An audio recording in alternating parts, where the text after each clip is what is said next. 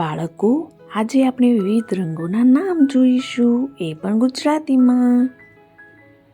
આ છે લાલ રંગ.